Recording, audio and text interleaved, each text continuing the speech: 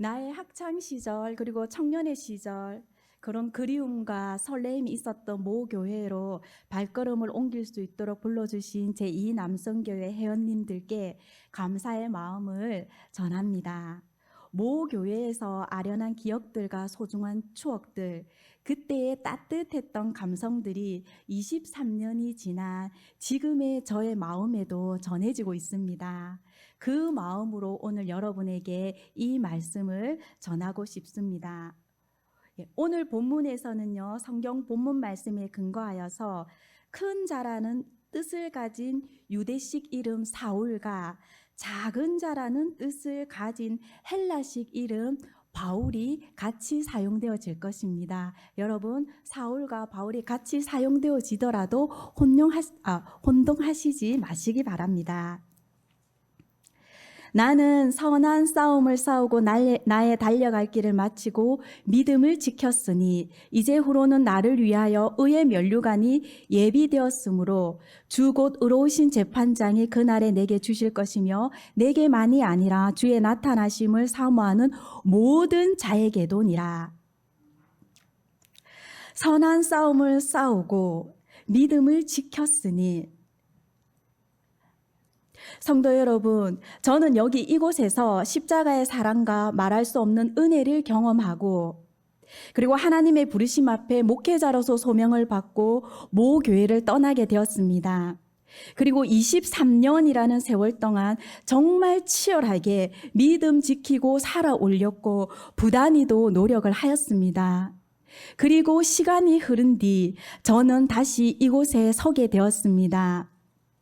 여러분들은 그간 이곳에서 선한 싸움을 잘 싸우고 그 믿음을 잘 지켜오셨습니까?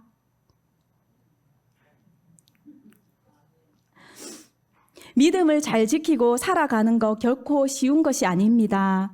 그럼에도 여러분, 예수라는 이름 앞에는 최소한 우리가 지켜야 할 믿음의 마지노선, 마지막 양심이 있는데, 그것은 예수님이 우리 부르실 때 적어도 부끄럽지 않아야 된다라는 것입니다. 저는요, 오늘 누구보다도 제2 남성교회 여러분에게 이 질문을 꼭 던지고 싶었습니다. 왜냐하면요, 여러분들은 예수님에게 십자가 사랑을 경험한 세대이고 성령의 임재하심을 느껴본 세대이고 그 모든 일보다 교회 일을 우선시하며 헌신했던 그 순수한 열정을 가졌던 기억들이 있으신 세대이기 때문입니다. 그 누구보다도 맡겨진 직분을 감당하기 위해서 혼신을 다하셨던 그 세대이기 때문입니다. 그리고 그 수고로움을 기억한 이들이 여러분들을 장로로 안수 집사로 세웠던 것입니다.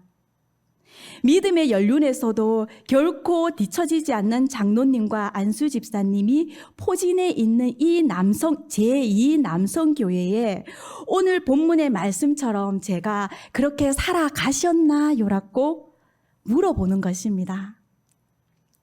물어본다면 목사님 그래도 사도 바울처럼 살아가기가 쉽지 않습니다. 그렇게 말씀하실 수 있습니다. 그는 신약에 있어서 독보적인 분량을 차지하는 믿음의 대가이자 이방 선교의 문을 열었고 그 대미를 장식한 사람입니다. 그와 우리를 비교한다라는 거 비교 불가입니다 라고 여러분들이 저에게 말할 수 있습니다. 그러나 여러분은 사울이 다메섹에서 주님을 만나기 전 어떠한 사람이었는지도 또한 잘 알고 있습니다. 위안이 되게 그때의 모습이 우리와 참 많이 닮아 있습니다. 그리고 주님을 만난 후 바울의 모습도 우리는 잘 알고 있습니다. 오직 예수 이름으로만 살아가고 있지 않습니까? 그리고 우리도 주님을 만났습니다. 어디에서? 이곳 연산제일교회에서 주님을 만났습니다. 그럼 우리도 예수 이름으로 잘 살아가고 있어야 되는데 여러분은 그렇게 잘 살아가고 계십니까? 감사합니다. 정말 듣고 싶었던 답변이었습니다. 회심한 바울이 그의 전생에 목숨을 걸고 주님이 부여하신 그 사명 감당하기 위해서 믿음의 선한 싸움을 끝없이 헤쳐나갈 때, 여러분, 말이 선한 싸움이지, 여러 번 여행하면서 강의 위험도 있었고 강도의 위험도 있었고 동족의 위험도 있었고 이방인의 위험도 있었고 시내의 위험, 광야의 위험, 바다의 위험, 줄이고 목마르고 굶고 춥고 헐벗고, 그리고 죽을 고비도 넘기고 실망하고 좌절하는 일이 끝없이 있었습니다. 육체적 고난은 물론 이거니와 속병까지 났지만 그럼에도 훌훌 털고 일어나 미친 듯이 열방을 향해 복음을 전하라는 그 사명 온전히 감당해낸 그 바울이 그의 전생의 끝자락에서 토해내는 그 고백, 나는 선한 싸움을 다 싸우고 내 믿음을 지켰다는 것입니다. 여러분, 이렇게 고백하는 바울의 모습이 그려지십니까? 제2남성교회 여러분, 우리가 달려갈 길은 영원하지 않습니다. 우리가 앞으로 얼마나 더 달려가야 할 길이 남아있는지도 우리는 아무도 모릅니다. 그러나 정확한 건 우리 모두는 언젠가 주님을 마주하게 된다라는 것입니다. 그리고 우리도 그곳에서 오래전 바울이 주님 앞에 고백한 것처럼 우리도 고백하게 될 것입니다. 그런데요, 여러분, 다만 그 고백의 내용이 다를 수도 있습니다. 이 남성교회 회원 여러분들의 삶은 언제나 세상과 현실 앞에 놓여 있었습니다. 세상과 믿음 사이에 늘 선택해야 될 상황이 있었고, 그때마다 여러분은 어떤 선택을 하셨습니까? 바울은요, 그 선택의 상황에서 그의 명예, 지위, 학식, 부요함, 아니 모든 것을 다 내려놓았습니다. 격한 표현이지만 배설물로 여겼다라는 것, 바꿔 말하면 주님 은혜를 체험하고 그 안에 거해보니 이 세상의 것 미련 하나 남지 않는다라는 것입니다. 이미 하늘의 것을 맛보았기 때문입니다. 그렇게 본다면 우리 이 남성교회 회원들도 폭포수같이 흘러넘치는 성령의 체험 세대가 아닙니까? 우리도 주님의 사랑 앞에서 눈물로 기도했던 세대 아닙니까? 인격적으로 주님을 만나고 그 주님의 사랑을 가슴팍에 묻고 헌신하며 순종하며 교회 안에서 우리의 젊은 날 모든 열정과 에너지를 쏟아붓고 살았던 그 세대 아닙니까? 우리들의 모양도 얼추 비슷하게 살아왔는데, 그럼 우리도 바울처럼 주님 앞에 섰을 때 그런 오늘과 같은 바울의 고백, 그런 고백을 할 수 있어야 되는데, 그런데 여러분, 막상 우리가 주님 앞에 서게 되면 바울과 같은 내용으로 절대 고백 못합니다. 여러분, 아이러니하게 고백할 수 없는 이유도 우리 자신들이 그 누구보다 잘 알고 있다라는 것입니다. 사울은 회심하게 된 후 그의 첫 번째 믿음의 친구를 만나게 됩니다. 그는 사울을 믿음 안에서 형제라고 부른 첫 번째 사람, 바로 다메섹의 유대인 신자 아나니아였습니다. 아나니아는요, 사도행전 9장 10절에 제자로 나와 있습니다.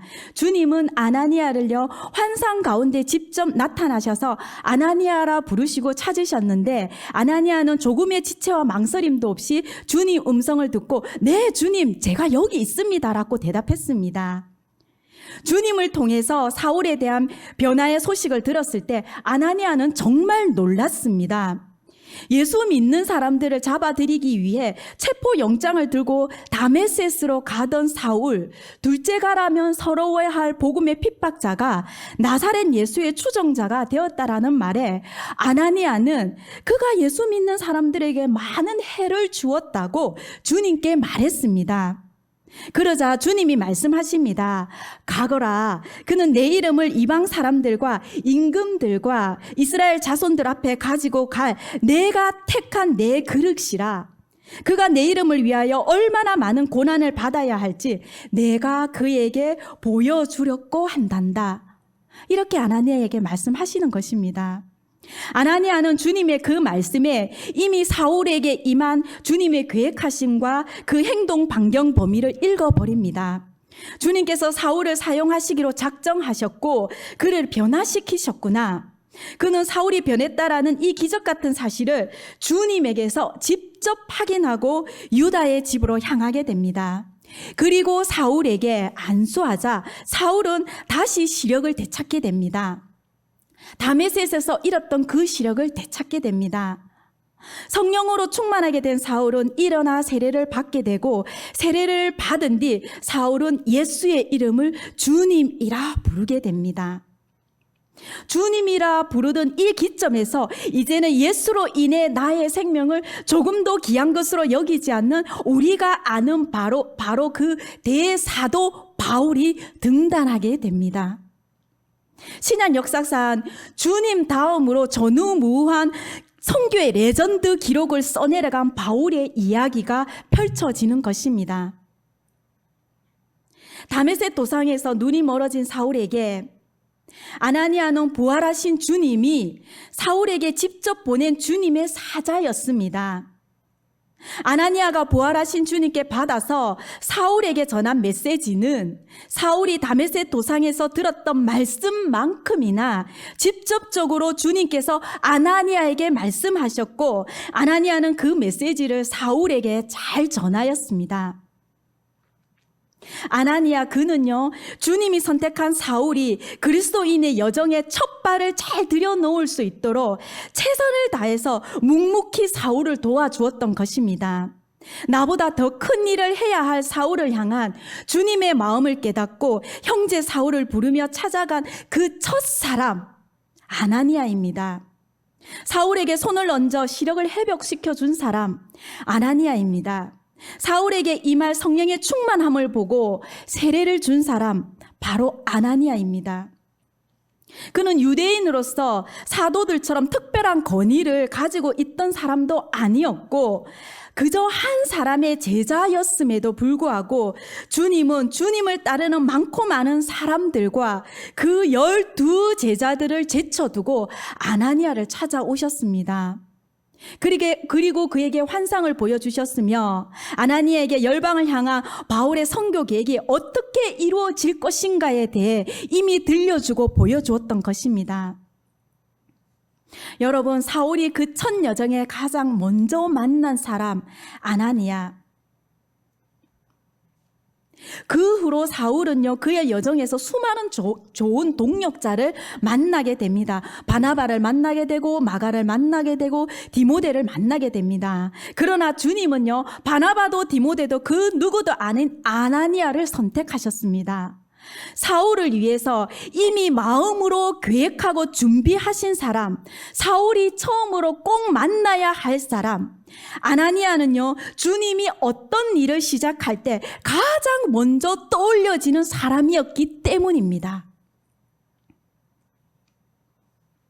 여러분, 아나니아는요 주님이 환상으로 나타나서 직접 계시를 받은 제자이자 그의 덕망과 신앙의 성숙을 비롯한 평판은요 이미 모든 그리스도인들에게 그리고 제자들에게 기감이 되고 있었습니다. 그도 바울처럼요 교회 역사의 한 페이지를 멋지게 장식할 수 있는 충분한 여력이 있는 제자였습니다. 이 시점에서 보면요 누가 봐도 주인공은 아나니아가 더 적합한 것 같습니다. 그런데요 아나니아는요 바울의 회심과 그리고 복음의 증거, 이방의 선교라는 주님의 계획하심을 미리 알고 있었기에 그가 선교에 초석을 놓을 수 있도록 누구를 위해서? 사도 바울을 위해서 그저 말없이 헌신하며 겸손하게 주어진 일들을 묵묵히 수행해낼 뿐이었습니다. 아나니아는요 목숨 바쳐서 주님을 증거하기 시작하는 바울의 그 첫 스타트, 그 시작 이면에 아나니아는요 제 역할을 조용히 해냈던 것입니다.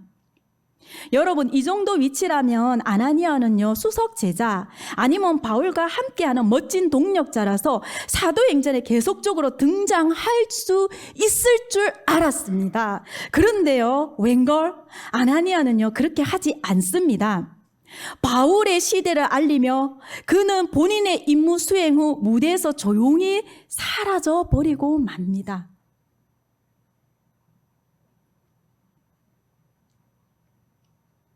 저는 이 부분에서 정말 주님께서 왜 아나니아를 선택하셨는지 너무너무 공감이 되어졌던 것입니다. 반대로요, 바울은요, 다음 만나는 주의 사람 바나바와 함께 사도행전의 그 전면에 서서히 그의 모습을, 그의 윤곽을 드러내기 시작합니다. 여러분, 이것이 핵심입니다. 제2남성교회 여러분, 아나니아는요, 자기 이름을 드러내놓지 않고 묵묵히 자기 할 일을 감당해내었다라는 것입니다. 참 멋진 제자라는 생각. 주님이 맡기시는 일은 이렇게 겸손하게, 이렇게 드러내지 않고 이렇게 깔끔하게 해내는 것이구나, 그런 생각이 들었습니다.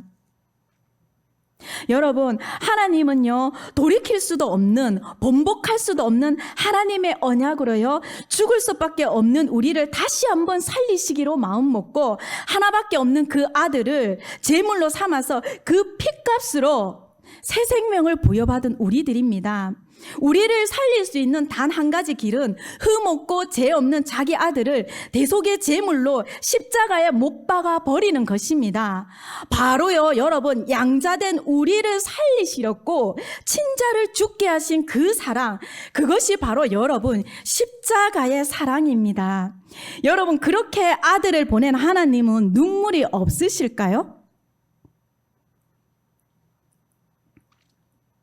그렇게 부여받은 새 생명인데, 그런 하나님의 사랑 앞에서 우리 이 남성교회는 정말 오직 십자가 예수의 이름만 드러나는, 예수의 이름만 드러나기를 원하는 삶으로 진정 살아오셨냐는 것입니다. 오랜 빛바랜 사진처럼 이미 우리들 마음에서 희미해져가는 그 십자가의 사랑, 혹여라도 여러분의 헌신과 순종은 보이기 위한 것, 직분자에게 의무적으로 행한 것은 아니었습니까? 그렇게 행한 일에는 절대 기쁨이 없습니다. 불평과 불만과 그리고 분열만 있을 뿐, 그 일을 떳떳이 해낸 내 이름만 있을 뿐입니다. 여기 계신 그 누구라도 교회의 모든 일에 아나니아처럼 해오셨다면 저는 그분께 진심으로 존경의 마음과 박수를 보내드립니다. 그런 분이 이곳에 계십니까?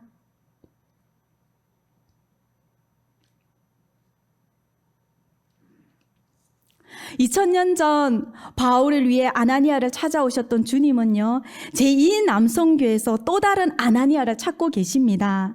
짧게는 20년, 30년, 길게는 5, 60년, 모태신앙까지 믿음의 연륜과 교회의 최고 직분자들이 가장 많이 포진해 있는 이 그룹에서 새로운 아나니아를 찾고 계십니다. 왜일까요? 왜 이 그룹에서 찾을까요? 바로요, 바울처럼 주님의 일을 멋지게 해낼 다음 세대와 청년들을 위해서입니다, 여러분. 청년들은요, 여러분, 이곳에서 나고 자라고 이곳에서 여러분의 모습을 보고 배우는 것입니다.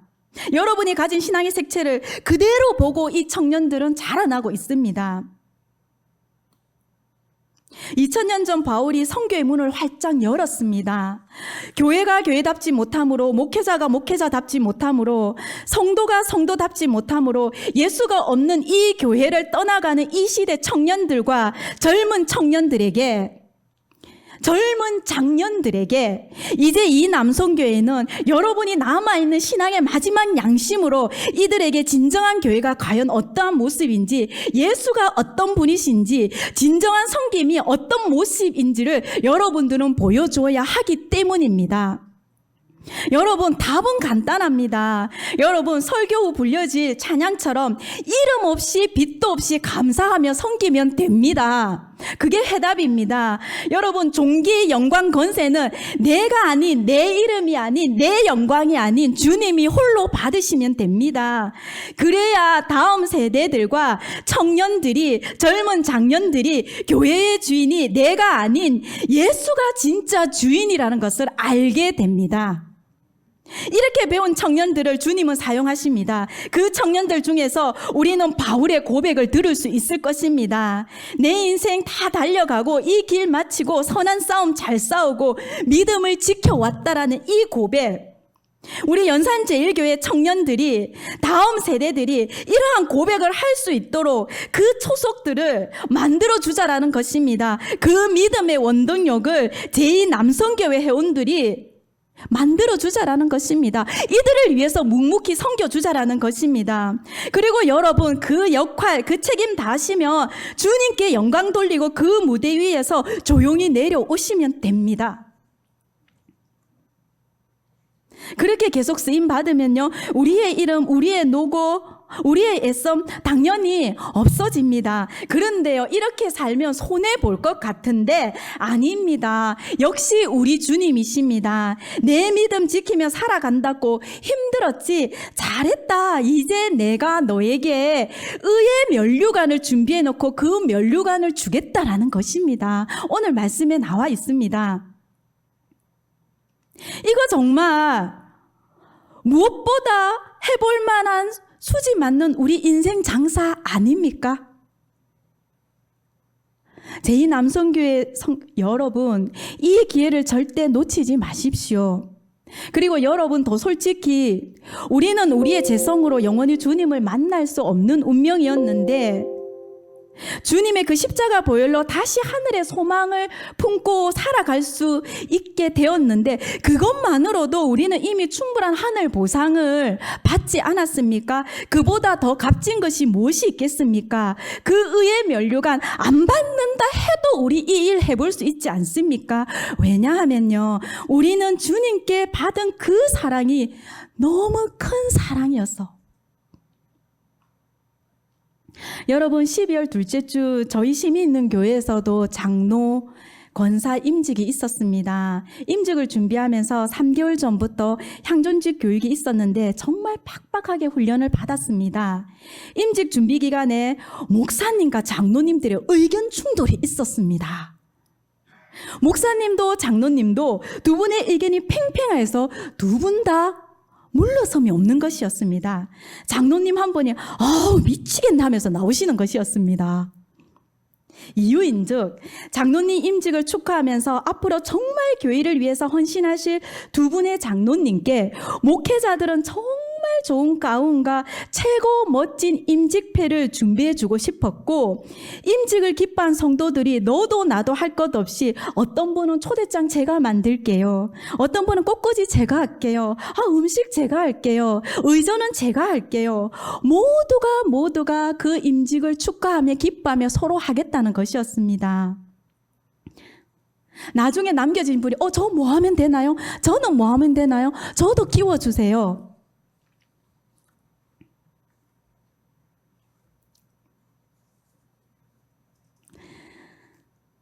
정말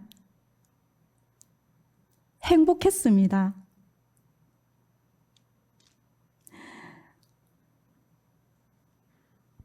장로님께서는요, 싸운 이유가 이거였습니다. 저희들이 정말 기쁜 마음으로 감사헌금을 준비했다는 것입니다. 장로 임직을 받았기 때문에.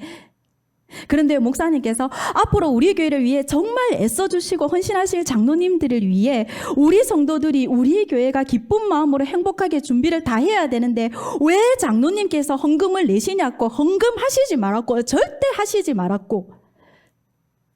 그런데 장로님께서는요, 안 그래도 목사님 헌금하시지 말았고 하셔서 저희가 의견을 모아서 금액을 낮추어서 가슴을 두드리면서, 이것은요 목사님 형식이 아닙니다. 이것은 우리가 진짜 하나님께 너무 감사하고 기뻐서 그래서 진짜 드리고 싶은데 그것을 못하게 하면 웃자라는 겁니까?